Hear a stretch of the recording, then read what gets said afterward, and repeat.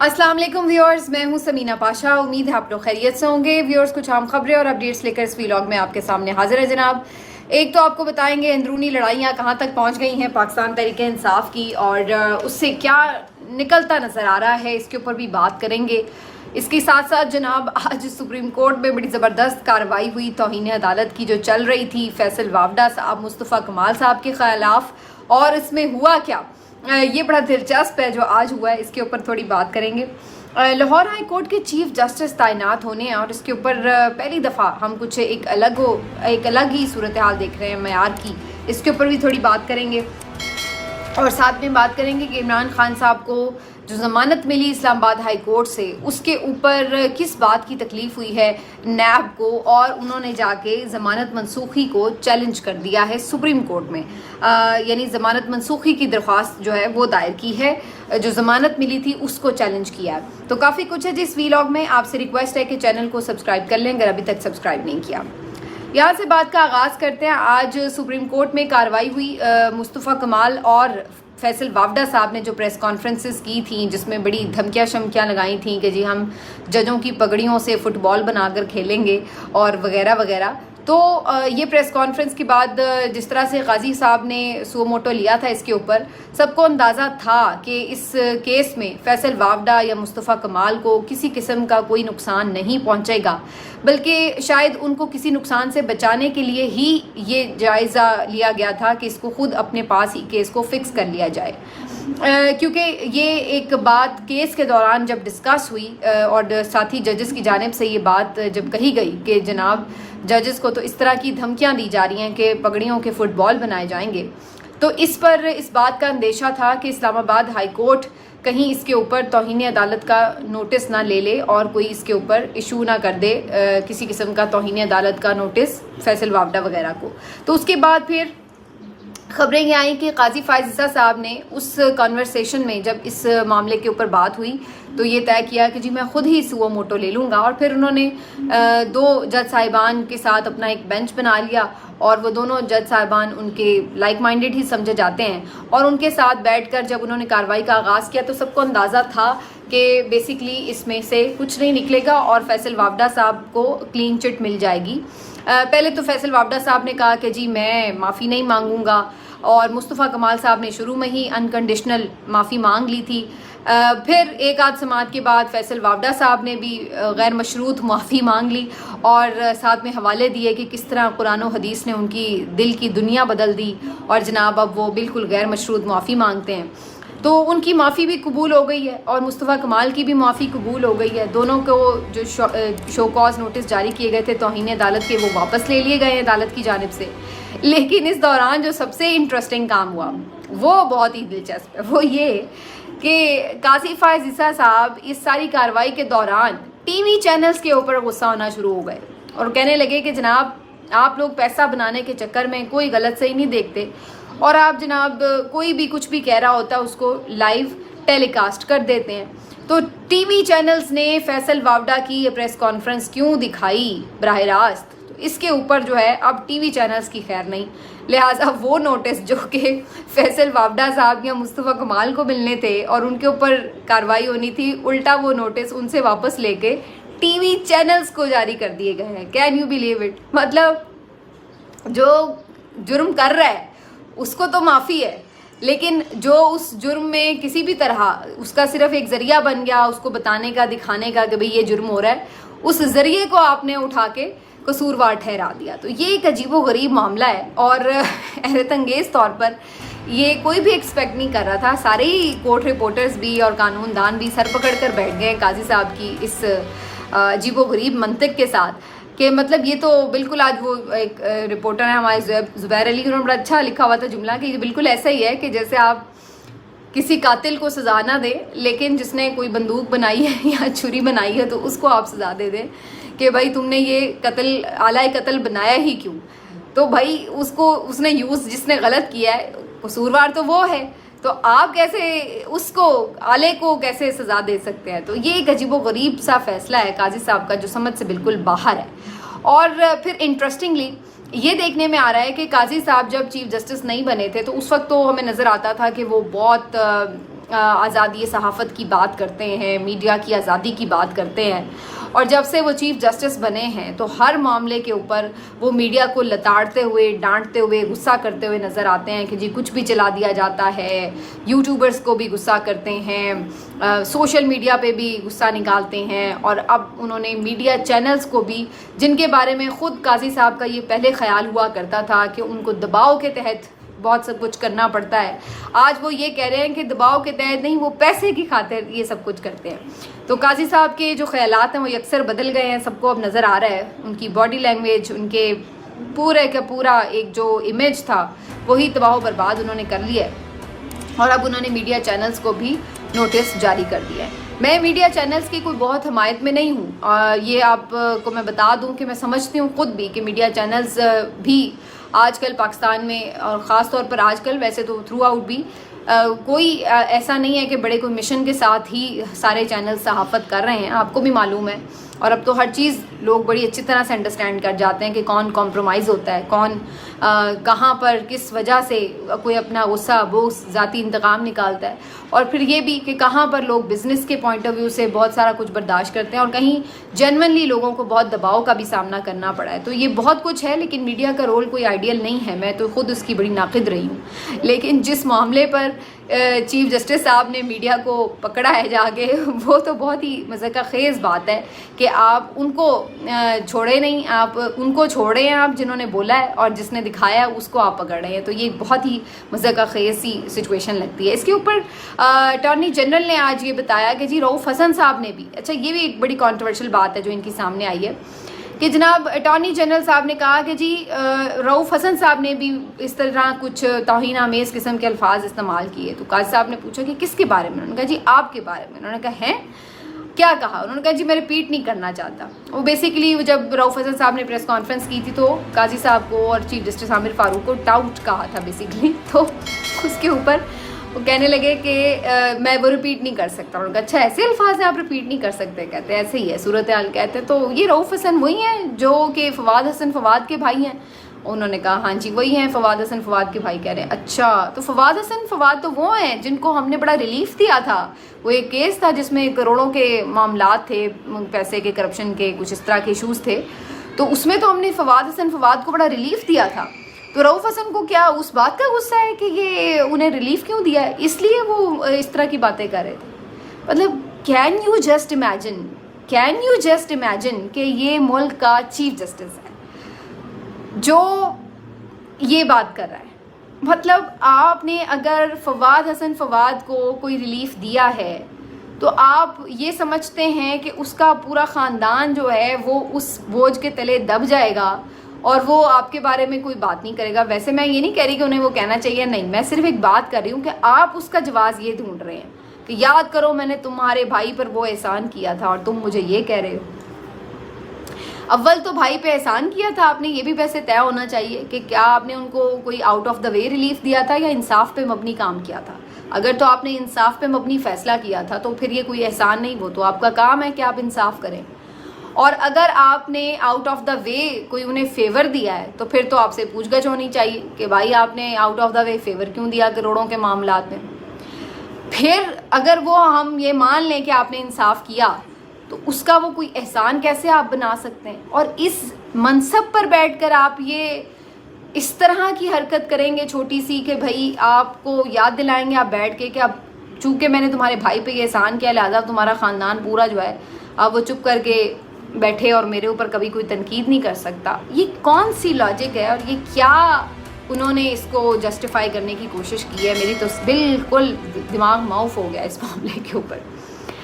और बहरहाल अब ये जो चैनल्स हैं वो बेचारे 2 हफ्ते के अंदर जी उनको कहा गया तौहीन अदालत के नोटिस के ऊपर उन्होंने जवाब जमा कराना है। वैसे तो थोड़ी सी कहीं कुछ चैनल्स के लिए एक कमीनी सी खुशी भी अंदर हुई है कि किसी हवाले से ज़रा इन लोगों को भी थोड़ा सा खींचना चाहिए जो इस तरह से ये लोग जिस तरह से माउथ पीस बने हुए एस्टैब्लिशमेंट के और जिस तरह से जुल्म को जस्टिफाई कर रहे हैं। तो इसके ऊपर चैनल्स के किरदार के ऊपर सवाल तो है, तो वो एक अलग बात है, लेकिन यह है कि काजी साहब ने अपने तहीं कमाल किया है बहरहाल। तो یہ آج کی جی صورتحال تھی. بعد میں فیصل وافڈا صاحب نے سپریم کورٹ کے باہر سجدہ بھی کیا شکر ادا کرتے ہوئے. دیکھیے کہاں اتنی بڑکے مار رہے تھے کہ جی کرنا ہے جو مرضی کر لیں میں ہٹوں گا نہیں. آج جناب اتنے وہ کوئی پریشان تھے کہ اس کے اوپر سجدے ادا کر رہے ہیں شکر کے کہ جی میری جان چھوٹ گئی. تو یہ تھا جی آج بڑا ڈرامہ خیز دن سپریم کورٹ میں, جہاں پہ فیصل وافڈا مصطفیٰ کمال کی تو خلاصی ہو گئی ہے. لیکن ویسے آج حسنات ملک صاحب کا ایک کامنٹ بڑا انٹرسٹنگ تھا, جو وہ یہ کہہ رہے تھے کہ قاضی صاحب کو اصل میں غصہ چینلز کے اوپر کس بات کا ہے. اس بات کا ہے کہ چینلز نے جو سابق کمشنر راولپنڈی تھے, آپ کو یاد ہوگا, جو اچانک سے ایک دن نمودار ہوئے تھے, جنہوں نے انکشاف کیا تھا کہ کتنے بڑے پیمانے پر دھاندلی ہوئی ہے 2024 کے الیکشن میں, اور اس میں چیف الیکشن کمشنر اور چیف جسٹس آف پاکستان بھی ملوث ہیں باقاعدہ. تو اصل میں حسنات ملک صاحب نے آج یہ ٹویٹ کیا کہ قاضی صاحب کو بیسیکلی اس پریس کانفرنس کا غصہ ہے کہ وہ کیوں سارے چینلز نے دکھائی. انٹرسٹنگ. آگے بڑھتے ہیں جی. پی ٹی آئی میں جی بڑی اس وقت لڑائی جھگڑا فل چل رہا ہے, اور جو پہلے سے لوگ ڈیوائیڈڈ تھے, ہمیشہ بات کر رہے تھے, پارٹی سے موجودہ قیادت سے اختلافات کرتے تھے, وہ تو اپنی جگہ تھے ہی. اب اس میں ایک اور گروپ کا اضافہ ہو گیا ہے, وہ گروپ جو کہ بظاہر پی ٹی آئی چھوڑ گیا تھا اور اب واپس آنا چاہتا ہے. وہ گروپ جس نے پاکستان تحریک انصاف کے چیئرمین عمران خان صاحب کے لیے کبھی کوئی الفاظ نہیں کہے اس طرح سے, لیکن بہرحال وہ واپس آنا چاہتا ہے. اس گروپ میں آپ کہہ سکتے ہیں فواد چودھری صاحب ہیں, عمران اسماعیل ہیں, اس میں علی زیدی صاحب ہیں, اور بھی کئی لوگ ہیں جو کہ پی ٹی آئی چھوڑ گئے تھے بظاہر, اور اس کے بعد اب اس میں وہ واپس دوبارہ آنا چاہتے ہیں. تو ایک طرف وہ گروپ ہے جو کہ اس وقت بظاہر پی ٹی آئی کا فیس ہے, دوسرا وہ گروپ ہے جو ناراض ہے اس فیس سے, اور تیسرا وہ گروپ ہے جو کہ واپس آنا چاہتا ہے. لیکن یہ میں بات بتا دوں کہ جو خبریں چل رہی تھیں کہ جی استعفے دے دیں گے اور کوئی فارورڈ بلاک بن جائے گا, میں نے پچھلے ویلاگ میں بھی آپ سے یہ بات کہی تھی آن ریکارڈ کہ ایسا کچھ نہیں ہوگا کہ کوئی استعفے دینے پہ جائے یا اس طرح. ان کو پارٹی قیادت کی پالیسی سے اختلاف ضرور ہے, جو کہ ہر کسی پارٹی میں ہو سکتا ہے, لیکن ایسا نہیں ہے کہ وہ اس لیول پر جائیں گے کہ جہاں پر وہ استعفے دے دیں یا اپنے آپ کو پی ٹی آئی سے الگ کر لیں یا ان کو کچھ نقصان پہنچائیں. تو میرا خیال ہے کہ اس کی کافی حد تک ونڈیکیشن اس طرح بھی ہوئی. آج پارلیمانی پارٹی کا اجلاس تھا قومی اسمبلی میں, جس میں تمام ہی پی ٹی آئی کے جو ایم این ایز تھے وہ شریک تھے, اور وہ تمام لوگ جن کے بارے میں فارورڈ بلاک بنانے کا کہا جا رہا تھا وہ بھی اس میں موجود تھے. تو ان کی طرف سے یہ پیغام دیا گیا کہ ہم سب یونائٹڈ ہی ہیں, ایسی کوئی بات نہیں ہے. ہمارے اختلافات ضرور ہیں, وہ عمران خان کی رہائی کو لے کر کچھ لوگ زیادہ ایموشنل ہیں, کچھ ذرا اپنی اسٹریٹجی کچھ اور طرح رکھتے ہیں, لیکن ایسا نہیں ہے کہ اس کا مطلب یہ ہے کہ ہم اتنے الگ ہو رہے ہیں کہ لوگ اس کا فائدہ اٹھا سکیں. اس کے علاوہ شاندانہ گلزار صاحبہ ہوں, شیر افضل مروت صاحب ہوں, شہریار آفریدی صاحب ہوں, ان سب نے الگ الگ ٹویٹس بھی آج کیے, اور انہوں نے کہا کہ پارٹی میں کوئی فارورڈ بلاک نہیں ہے, کوئی اس طرح کی بات نہیں ہے کہ ہم کوئی الگ استعفے دینے کا سوچ رہے ہیں یا کوئی ہماری اسٹریٹجی الگ ہے, اس طرح کی کوئی چیز نہیں ہے. اور جو اس چیز کا فائدہ اٹھا کے ایسی خبریں پھیلا رہی ہیں سب غلط ہے. تو فی الحال تو ان کی طرف سے سب کی طرف سے ایسی ٹوٹلی اس کو تردید کیا گیا, اور جو میری سمجھ میں بھی آنے والی بات ہے, کیونکہ ان میں سے کوئی بھی عمران خان کی اس طرح سے نہیں ہے کہ کوئی غدار ہے یا عمران خان کو یہ, یا پھر اگر اس بات کو چھوڑ بھی دیں کہ وہ سنسیئر ہے یا نہیں, تو آپ یہ سوچ لیں کہ ان سب کو پتہ ہے کہ عمران خان کو چھوڑ کر یا اس کے کاز کو پارٹی کو نقصان پہنچا کر ان کی اپنی سیاست ختم ہو جائے گی. تو کسی نے اگر ایسا کچھ کرنا ہے تو پھر کیوں کرنا ہے, کس بنیاد پہ کرنا ہے؟ جو لوگ چھوڑ کے گئے تھے آج وہ کتنی مشکل میں, انہیں واپس آنے میں کتنی دقت ہے, تو جو یہاں پر بیٹھے ہوئے ہیں پارٹی کے پلیٹ فارم سے وہ بھلا ایسی بے وقوفی کیوں کریں گے؟ تو میرا نہیں خیال ہے کہ یہ نہج پہ بات جائے گی. باقی جو باہر کے لوگ ہیں جو اندر آنا چاہتے ہیں ان کے معاملات بھی چند دنوں میں آگے سارٹ آؤٹ ہو جائیں گے, اور پتہ چل جائے گا کہ کون کہاں پر کھڑا ہوا ہے. کیونکہ اصل میں جس کو بھی آنر ملے گا وہ تو اسی کو ہی ملے گا جس کو عمران خان پارٹی میں واپس لینے کے لیے اوکے بولیں گے. تو ادروائز یہ سب اپنی اپنی کوشش کرتے رہیں گے کہ کس نے کیا کرنا ہے. اب جی اگلی سٹوری پر آ جاتے ہیں. پہلی دفعہ ہم یہ دیکھ رہے ہیں کہ لاہور ہائی کورٹ کی چیف جسٹس کی تعیناتی کے لیے باقاعدہ ایک پینل چلا گیا جی, 3 ناموں کا, جو 3 سینئر موسٹ جسٹس صاحبان ہیں لاہور ہائی کورٹ کے, جن میں شجاعت خان بھی ہیں, عالیہ نیلم بھی ہیں, ایک اور ہیں. ان سب کے حوالے سے جو انٹرسٹنگ بات ہے وہ یہ ہے کہ جی یہ ان میں سب سے جو موسٹ سینئر ہیں جو شجاعت خان صاحب ہیں, لیکن یہ بتایا جا رہا ہے کہ اس دفعہ तीनों के इंटरव्यूज़ लिए जाएंगे बाकायदा और फिर इनमें से किसी एक को सिलेक्ट कर लिया जाएगा। इस सिलसिले में एक जुडिशल कमीशन का इजलास भी बुला लिया गया है। अब ये भी बड़ी अजीबोगरीब सी रिवायत है, क्योंकि देखा जाए तो पहले ऐसा नहीं होता था। सीनियरिटी का एक जो प्रिंसिपल सेट किया गया था उसमें ये तय था कि जी जो सीनियर मोस्ट होता है उसको बना दिया जाता है। लेकिन अगर हम ये रिवायत डालना शुरू कर देंगे कि 2-3 सीनियर लोगों के नाम भेज दें, उनमें से पिक एंड चूज़ होगा, तो ये फिर रिवायत बड़ी अजीबोगरीब होगी। अब हर कोई ये चाहेगा कि भाई उसका नाम चीफ जस्टिस के तौर पर फाइनल हो जाए, तो उसके लिए वो किसी भी तरह का कॉम्प्रोमाइज़ भी कर सकता है, किसी लालच में भी आ सकता है और नहीं भी आ सकता है। दोनों सूरतें हो सकती हैं, लेकिन ज़ाहिर है इंसान है तो हम यहाँ पर जो हमारा सिस्टम है उसके मुताबिक ही देखते सोचते हैं। तो ये एक अजीब सी रिवायत है। मुझे तो इसमें बिल्कुल भी कोई समझ नहीं आ रहा कि इस तरह की हरकत करने की ज़रूरत क्या है। आप बाकायदा एक रेस में सारे जज साहिबान को शामिल कर देंगे कि कौन हुकूमत के और बाकी जो सिस्टम है उसके साथ लॉयल है, और उसको जो है वो आप मौका दे दें कि हाँ भाई तुम बन जाओ अगर तुम हमारे साथ कमिटमेंट कर लो कि हमें नहीं परेशान करोगे। तो ये बिल्कुल एक अजीबोगरीब, और मेरा ख्याल है हर कोई इसको कंडेम ही कर रहा है। ये कोई अच्छी रिवायत नहीं है। एक आपने रूल सेट किया उसको फॉलो करें। इसके साथ साथ जी आज ये भी आपको बता दें कि नैब ने इमरान खान साहब की अलकादिर ट्रस्ट केस में जो ज़मानत हुई इस्लामाबाद हाई कोर्ट ने मंजूर की थी, उस ज़मानत को आज जाके चैलेंज कर दिया है, उसकी मनसूखी के लिए दरख्वास्त दायर कर दी है सुप्रीम कोर्ट में। ये भी एक बड़ी डेवलपमेंट है। अब इसको आपने इस लिहाज से भी देखना है कि जो इद्दत केस है उसके ऊपर फ़ैसला भी आना है, और अगले बहुत ज़्यादा दिन नहीं है, इसमें 2-1 हफ्तों में ये फ़ैसला आना ही है। अभी तो चले मौतली के ऊपर तो आपने मना कर दिया, लेकिन ज़ाहिर है मेरिट के ऊपर फ़ैसला आना है जो कि जुलाई के सेकंड अशरे में आ सकता है। तो ऐसी सूरत में जब इद्दत केस भी ख़त्म हो रहा होगा अगर, तो फिर उस सूरत में आपके पास क्या ऑप्शन होगी, इमरान खान को कैसे आपने रखना है जेल के अंदर। उसके लिए ज़रूरी है कि जो इमरान खान पे इस वक्त मुकदमा चल रहे हैं, कोई भी जो चल रहा है उसके ऊपर उनके ऊपर गिरफ्तारी रखी जाए। पहले वो गिरफ्तार थे इस मुकदमे में, बाद में उन्होंने ज़मानत ले ली थी। तो अब दोबारा से कोशिश ये की जा रही है सुप्रीम कोर्ट में उनको ये जो ज़मानत मिली है उसको कैंसिल करवा के दोबारा से उनको इस मुकदमे में गिरफ्तार कर लिया जाए। उसकी वजह यही है कि अभी इस मुकदमे का फ़ाइनल फ़ैसला आने में थोड़ा वक्त लग रहा है, गवाह ज़्यादा हैं, आहिस्ता आहिस्ता गवाह सारे अपने स्टेटमेंट्स देंगे, फिर जरा होगी वगैरह वगैरह। तो इस सारे हंगाम में कोशिश इनकी ये है कि पहले ही किसी गिरफ्तारी में इमरान खान साहब को फंसा लिया जाए, इसलिए ये सुप्रीम कोर्ट गए हैं। अब देखा जाए तो अगर नैब कोई इंडिपेंडेंट इदारा होता तो उनको क्या तकलीफ थी इस बात से, लेकिन यहीं से हमें पता चलता है कि इलेक्शन कमीशन हो या नैब हो या FIA हो, ये किस तरीके से बाकायदा पार्टी और फरीक बने हुए हैं मुख्तलिफ़ केसेस में, और वो किस तरह जाके उनको कॉन्टेस्ट करते हैं मुख्तलिफ़ फोरम्स के ऊपर।